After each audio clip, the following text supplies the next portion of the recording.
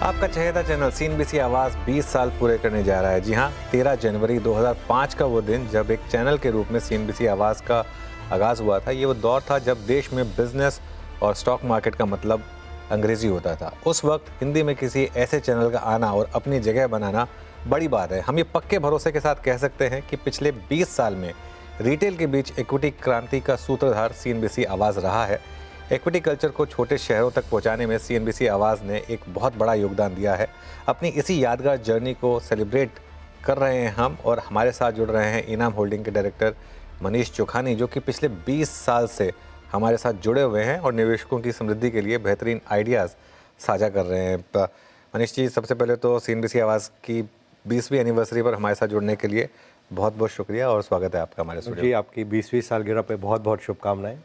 और जो सीएनबीसी आवाज़ ने काम किया है ये वेल्थ कल्ट को स्प्रेड करने पूरे देश में, उसकी बहुत बहुत बधाइयाँ। Thank you. और मैं इसी नेटवर्क में था जब सीएनबीसी आवाज़ लॉन्च हुआ था, और तब से लेकर अब तक मार्केट में क्या शानदार गेंस रहे हैं।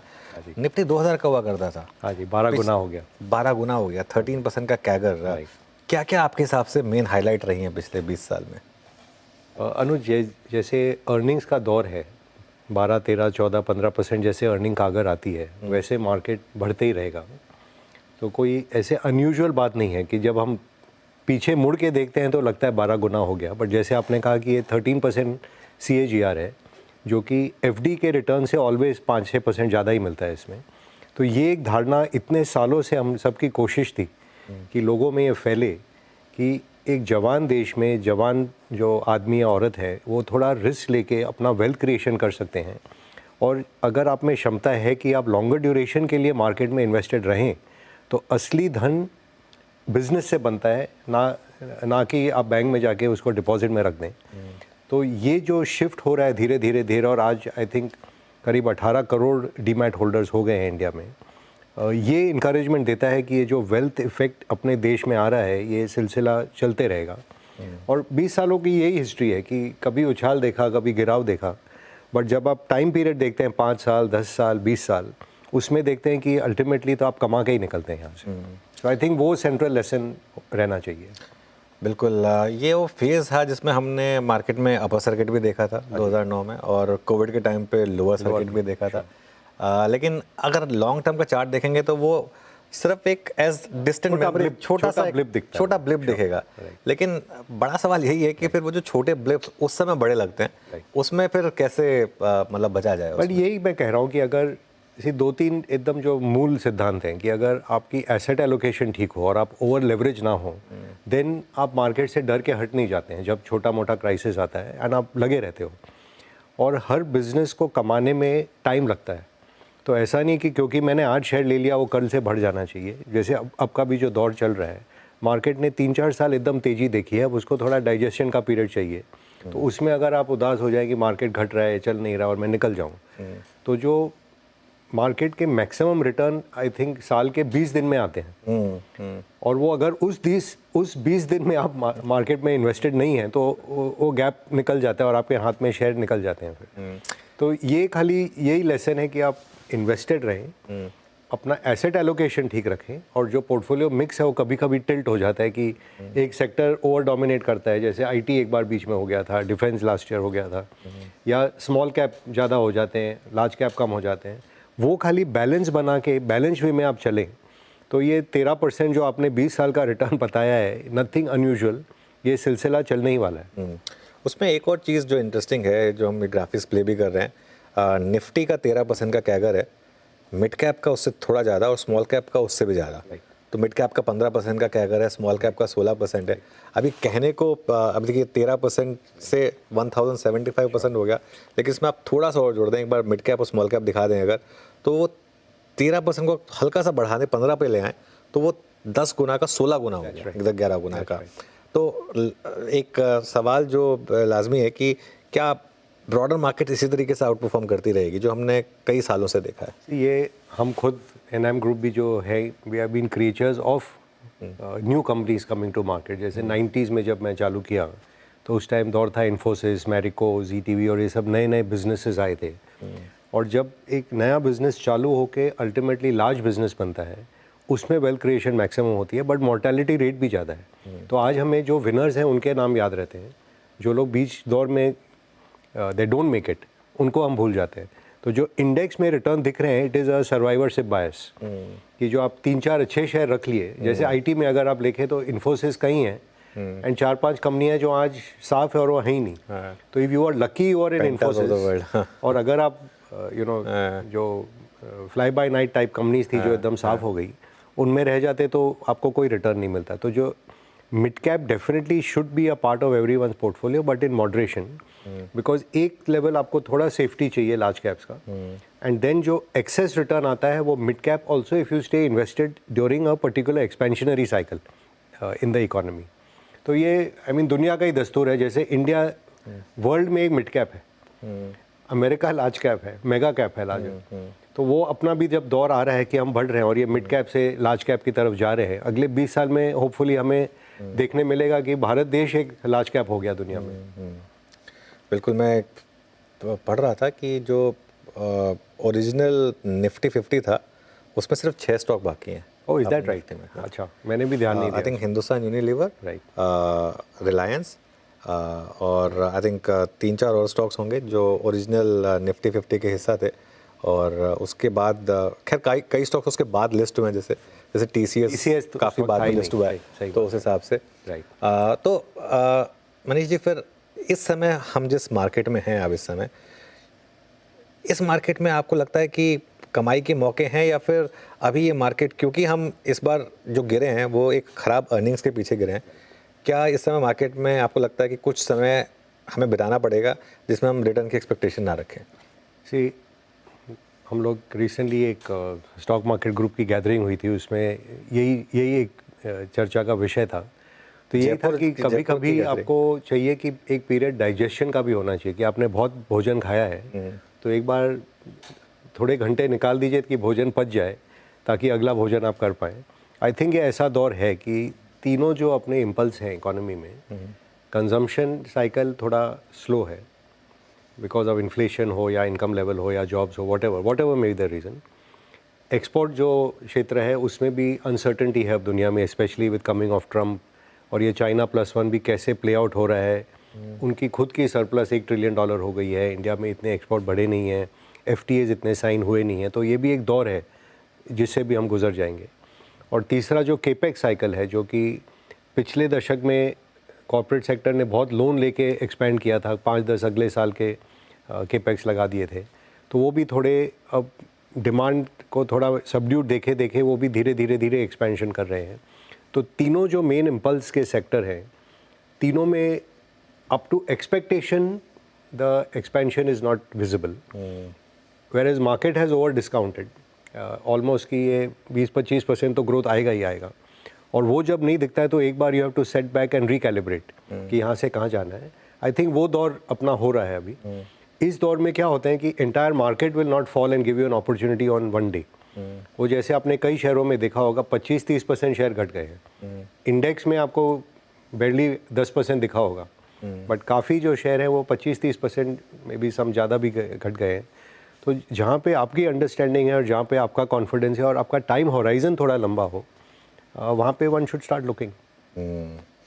वो वैसे गैदरिंग जो है काफ़ी हुज हु की गैदरिंग, वो जयपुर में जो आप लोगों की राधा किशन जी ने अपने 40 साल पूरे करने के लिए निमिष भाई के साथ बहुत अच्छा गैदरिंग उन्होंने किया था, and all of us were so thankful. बहुत ही मज़ा आया। क्या निकल कर आया उसमें से कुछ अगले 20 साल की कोई बड़ी? Well that was a private gathering, तो मैं ज़्यादा नहीं बात करूँगा, बट एक चीज़ मैं ज़रूर कहूँगा कि हमारा ऐसा एक प्रोफेशन है या ग्रुप है जो एक दूसरे के सक्सेस से खुश होते हैं लोग। मैंने बाकी काफ़ी इंडस्ट्रियों में देखा है कि वो ईर्ष्या की भावना रहती है कि वो आगे निकल गया, वो मेरे से ये कर दिया। यहाँ पे सब एक दूसरे को देख के खुश होते हैं, प्रफुल्लित होते हैं कि देखो ये भी अच्छा कर रहा है, ये भी अच्छा कर रहा है, ये भी अच्छा कर रहा है, और हम सब मिल के ऑलमोस्ट जैसे मिडनाइट चिल्ड्रन एक बुक आई थी कि आज़ादी के दौर में जो लोग निकले थे वो सब खुश थे, वैसे ही ये दौर के जो लोग हैं सब साथ में कि सब खुश है कि सब एकदम all have done really well by grace. और आप सबने बहुत वेल्थ भी बनाई है ऑब्वियसली, तो वो भी एक अच्छी चीज़ है। और एक और चीज़ जो मुझे अच्छी लगती है कि आप जितने भी सब वेल्थ क्रिएटर्स हैं वो काफ़ी सोसाइटी को गिव बैक भी कर रहे हैं, वो भी एक अच्छी चीज़ है। मार्केट में फिर मनीष जी यहाँ से लेकर अगर हमने पिछले 20 साल में 13% का कैगर देखा है निफ्टी में, जो आज की जनरेशन अब स्टॉक मार्केट में एंटर कर रही है, उसका फिर यही सवाल होगा कि क्या फिर वो अगले 20 साल में भी उस तरीके की कैगर बनेगी या नहीं बनेगी? क्योंकि जैसे जैसे आप धीरे धीरे बड़ी मार्केट बनते जाते हैं वो अपॉर्चुनिटीज शायद थोड़ी कम हो जाती हैं उस हिसाब से। नहीं अनुज, जैसे आपने कहा जो the history never repeats but it rhymes, और जब मैं आया था इस मार्केट में 1990 में, तो उस टाइम जैसे सेंचुरी, मफतलाल, टाटा स्टील, ये सब बड़े शेयर होते थे, और ये चेंज हुआ और बाय 2000 के दशक तक it was Hindustan Lever, HDFC, इन्होंने लीडरशिप ले ली थी। And then of course IT sector took leadership. उसके बाद जैसे टेलीकॉम सेक्टर आया, प्राइवेट बैंक्स आए, अब जैसे ये प्लेटफॉर्म कंपनीज आ रहे हैं। तो the pace of change in any capitalist society is towards जो इनोवेशन ज़्यादा करेगा, जो ज़्यादा मेहनत करेगा, क्योंकि market is rewarding rate of change. आप भले ही 1 लाख करोड़ प्रॉफिट कमा लें, बट अगर आपका ग्रोथ रेट 3-4-5% है तो कोई उसको मल्टीपल नहीं मिलेगा। और वही चीज़ आप 1000 करोड़ कमा रहे हैं और आप उसको 40% पे कंपाउंड कर रहे हैं, जैसे कि आज ये डिफरेंस आपको दिखने मिल रहा है in a great company like SBI और HDFC। The absolute profit is $10 billion, और जोमेटो में आज 1000 करोड़ प्रॉफिट है, बट वो लग रहा है कि ये 50-100% कंपाउंड हो सकता है अगले 4-5 सालों के लिए। तो वहाँ एक्साइटमेंट है, यहाँ एक्साइटमेंट कम है। हमारा जो जॉब ये है कि हमें देखना है कि what is in the price and what is not in the price. तो कहीं पे निराशा के भाव मिलते हैं, वहाँ पे गेन मिल सकता है, और कहीं पे एक्सूबरेंस के भाव हैं जो कि आगे जाके डिसअपॉइंटमेंट हो रहा है।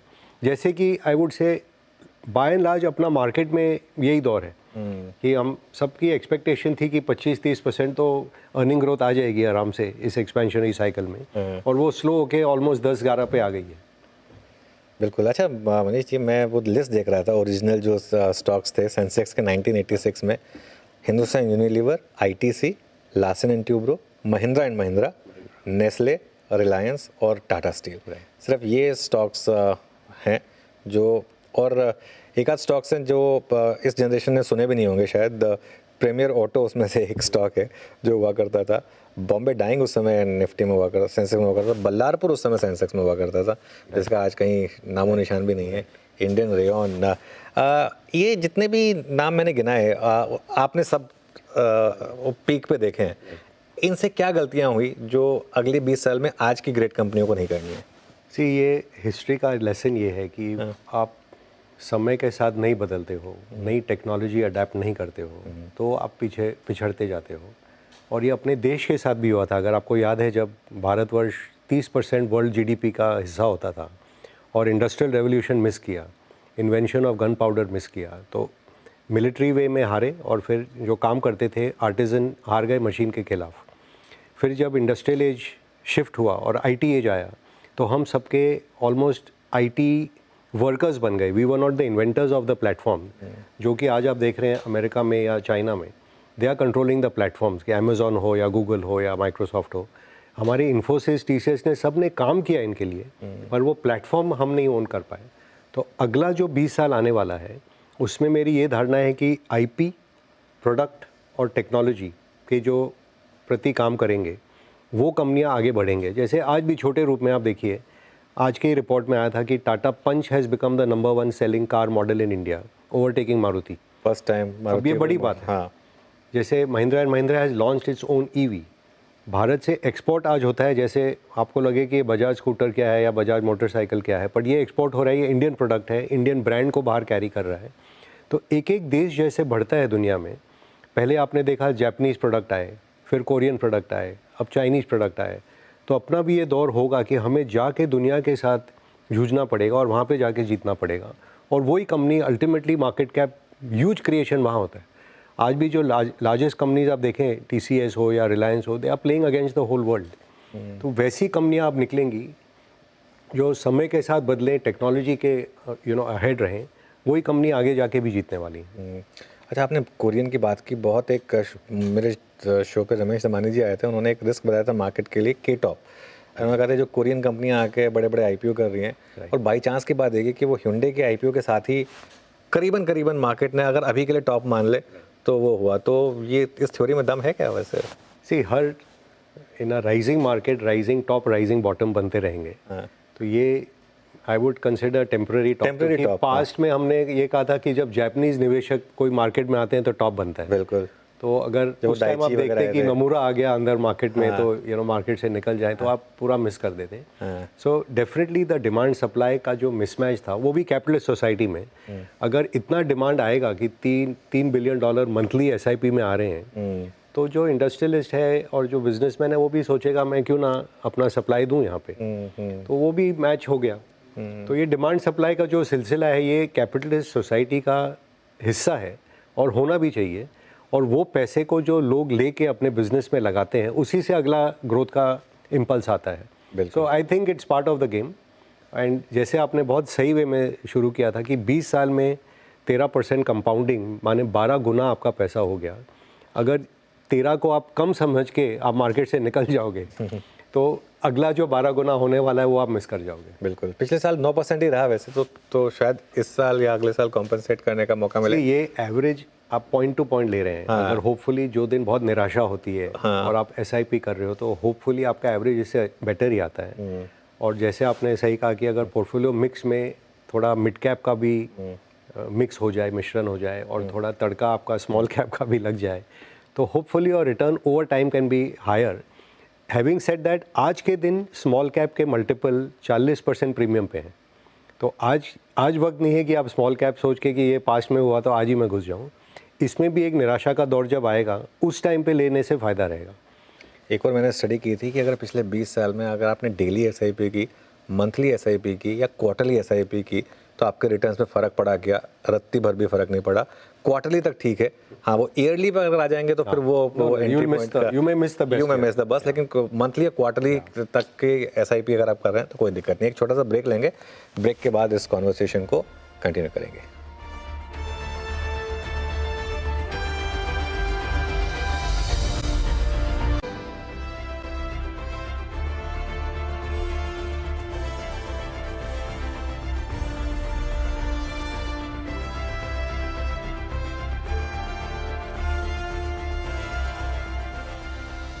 Welcome back.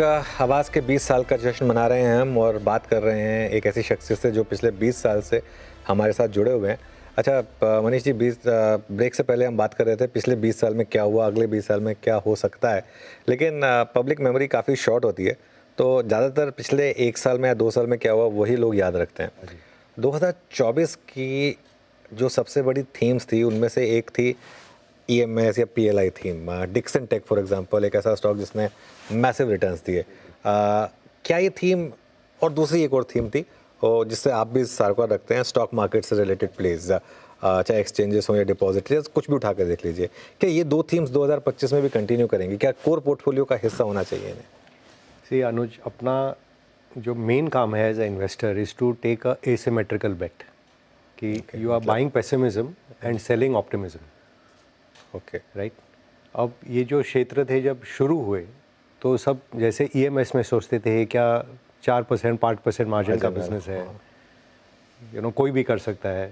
उसमें the skill of managing scale and working capital and multiplicity of vendors and client orders was the real skill, and which जैसे डिक्सन ने एकदम ब्रेकआउट करके दिखाया। Kaynes is another example where they working capital is very different from the way Dixon manages it. और सिरमा है जो ज़्यादा industrial के तरफ ध्यान देता है, या एम्बर है जो AC के तरफ ध्यान देता है। बट ये मैंने उस टाइम भी कहा था कि ये this is like a Maruti moment for India, कि जब मारुति इंडिया में आई तो पूरा इकोसिस्टम बिल्ड हुआ और ऑटो बिजनेस इंडिया में ग्रो हुआ, एंड यहाँ से हम एक्सपोर्ट भी करने लगे स्मॉल कार्स। सो ये जो कमिंग ऑफ एप्पल हुआ इंडिया में, कि जैसे कल भी जेक सलिवन ने कहा कि 25% एप्पल का प्रोडक्शन इंडिया में होगा, सैमसंग भी यहाँ आएगा, फॉक्सकॉन भी यहाँ है, तो ये एक इकोसिस्टम बन रहा है। टाटा इलेक्ट्रॉनिक्स की काफ़ी बड़ी कंपनी इसमें खड़ी हो रही है, तो ये एक इकोसिस्टम बन रहा है जिसमें ग्रोथ पोटेंशियल बहुत है। ये लोग आसानी से आई थिंक 30-40% कागर अगले 3-4 सालों में सब बात कर रहे हैं। बट क्वेश्चन इज़, अब आप मल्टीपल दे चुके हो 100 गुना से ज़्यादा, तो अगर आप 40 ग्रो करते हो और 100 के पी हो तो 100 का आपका मल्टीपल घट के समझिए 75 हो जाएगा या 65 हो जाएगा, even if you grow 50%। Still then you grow 1 more year तो आपका 40 हो जाएगा या 45 हो जाएगा। Still you grow then you will, तो एट सम पॉइंट ये पी आके 15-20 पे आके सेटल होने चाहिए, क्योंकि ultimately return of the business is that only. तो अब कितने साल का ग्रोथ आप आगे पे कर रहे हो और आप में पेशेंस है कि मैं इसे देखूँ। Same thing about are capital market, कि आई रिमेंबर जिस साल आई थिंक दिवाली शो में बात की थी हमने कि ये कैपिटल मार्केट थीम है, म्यूचुअल फंड थीम है, एंड सब ये तो सेबी इसको मार रहा है, इनको ज़्यादा के ज़्यादा कानून लग रहे हैं, या ये 10 बेसिस पॉइंट का ब्रोकरेज बिजनेस बच गया है, वेल्थ मैनेजमेंट में जो RM है वो सारा प्रॉफिट ले जाते हैं। बट ये जो सेक्युलर शिफ्ट हो रहा है फाइनेंशियलाइजेशन ऑफ इंडिया, कि नॉट ओनली आज कैपिटल मार्केट थीम है, ये आप देखिएगा 1.5 साल में वापस बैंकिंग के तरफ सब उछाल आएगा, क्योंकि जब अप साइकिल में आपको लगता है कि ये ग्रोथ अनलिमिटेड चलते ही रहेगा, दूसरे साइड को आप नेग्लेक्ट करते हो, वो एग्जैक्टली रिवर्स हो रहा है उस टाइम और आज में। तो ये थीम एज अ बिजनेस चलेंगे, बट शेयर के भाव इन मेनी केसेस आर सबने discounting a lot of the future. ये जो आपने बात कही ना मुझे बहुत अच्छी लगी, लेकिन एसिमेट्रिकल जो आपने बात कही इसमें, लेकिन कई बार रिस्क होता है ना, अगर आपने इन्होंने को आज ही बेच दिया फॉर एग्जांपल, कहीं जल्दी तो नहीं बेच दिया, या फिर कुछ कहीं जल्दी खरीद तो नहीं लिया, तो उसकी टाइमिंग कैसे करें फिर? सी उसका कोई जवाब नहीं है। मैं अगेन एग्जांपल देता था कि आई थिंक इन्फोसिस 2000 के साल में या 2001 में जब टॉप बना था, it was almost in dollar terms I am talking now, $45 billion market cap हो गई थी। आज 95 बिलियन है। 24 साल निकल गए। तो डॉलर टर्म में डबल है। आई मीन इन रूपी terms it's done better, but in dollar terms it कुछ भी नहीं, बिकॉज ऐसा क्लाइमेटिक टॉप बनाया उस टाइम पे कि अगर आप उस यूफोरिया में अगर आप नहीं बेच पाए तो the company did well, no doubt, and company continues to do well, but as a investor it was your job to see what am I paying for. आज जो ये 100-150 के पी मल्टीपल चलते हैं, एटलीस्ट आई फील जैसे not I am in the same league, but जैसे सुनील गावस्कर आते होंगे और ये T20 के स्ट्रोक देखते हैं, ये सूर्य कुमार यादव क्या खेल रहे हैं, who is a great captain today. तो ऐसा मार्केट में कभी कभी हमें भी लगता है कि ये क्या चल रहा है इतना मोमेंटम में। हम लोग जैसे P to growth, P itself is a derivation of return on equity, और उसके ऊपर आप बोलते हो पी टू ग्रोथ मल्टीपल निकाल ले। हम लोग गिनते थे कि 0.5 0.6 तक ले ले तो ठीक है। आज मानते हैं कि इसको 2 टाइम्स ऑफ ग्रोथ पे भी ले लें पी को, तो कोई प्रॉब्लम नहीं है। जैसे मैंने आपको उदाहरण दिया EMS में 40-50% ग्रोथ है और 100 का पी है, तो you are paying a lot today, और ये ऑलमोस्ट नॉन मैथमेटिकल मार्केट हो गया है कि मोमेंटम जब तक है तब तक हम जारी रहेंगे। एंड ये ऑल्सो एग्जैजर्बेट हुआ है 2 चीज़ों से। एक तो the advent of algorithms who take a trend and extend it maximum. बिल्कुल। ETF जो प्राइस एग्नोस्टिक रहते हैं because they have to play along with the indices. And third is retail जो कि प्योर मोमेंटम खेलते हैं। मैंने पास्ट में भी कहा 3 शेयर मैं इंडिया में देखता था, yes bank, idea, Vodafone and Suzlon. Maximum volume यहाँ होते थे, मैक्सिमम। अब किसी को पूछो कि इनमें क्या कमाई है, क्या होने वाला है, किसी को धारणा नहीं, बट थीम अच्छा है। रिन्यूएबल एनर्जी में सुजलॉन है, बैंकिंग में येस बैंक है, टेलीकॉम बहुत अच्छा है, आइडिया, उस पर अनाप शनाप पैसा लग रहा था। इसमें सब में 30% करेक्शन हो गया है। तो बिना जाने कि क्या होता है यू कैन लूज मनी।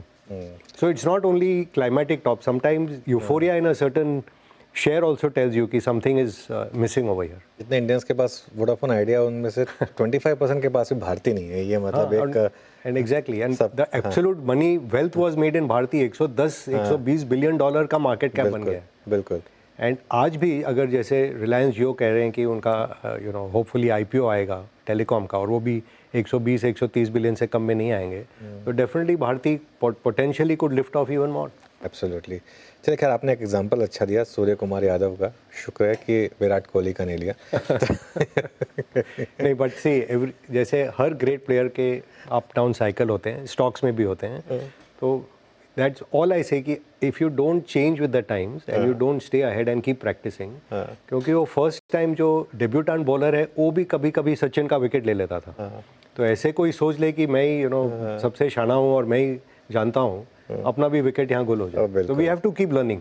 हमारे बिजनेस का मेन सिद्धांत ये है कि we are life long learners, life long student. बिल्कुल। एंड जो कमाई होती है वो बिजनेसमैन के पीछे होती है। तो जैसे कहते हैं वो बुलक कार्ट के नीचे जो कुत्ता घूमता है, हम लोग अपने आप को अगर वो ह्यूमिलिटी से रखें कि उनके छाँव में हम चल रहे हैं एंड वेल्थ क्रिएटर वो हैं, it will be better for all of us. चलिए फिर इसी हम्बल नोट पर इस शो को यहाँ समेटेंगे। मनीष जी बहुत बहुत शुक्रिया आज हमारे साथ जुड़ने के लिए और अच्छा लगा आपसे बात करके। Thank you so much. चलिए आप जुड़े रहिए CNBC आवाज़ के साथ।